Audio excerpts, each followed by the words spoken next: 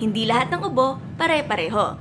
Hello po! This is day 1 of our 5-day cough series. At today po ay pag-uusapan natin ano ba yung mga dapat nating alamin at itanong bago bumili ng gamot para sa ubo.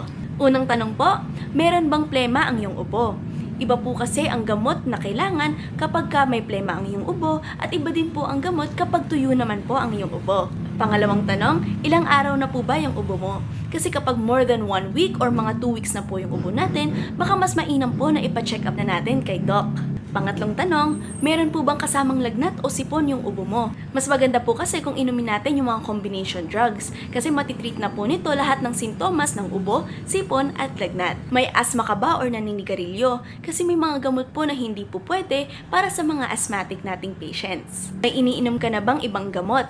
Kasi para maiwasan po natin yung double dosing or baka po magkaroon din ng mga drug interactions na po pwedeng mag-cause ng mga side effects. Kasi kahit over-the-counter medicine lamang yan, maaaring mamali ang bigay at mali ang mainom po nating gamot kung hindi po kumpleto yung information na ibibigay natin sa pharmacist or sa ating mga pharmacy assistant. Tandaan, hindi one size fits all ang mga cough medicine natin. Kaya tamang tanong, tamang gamot.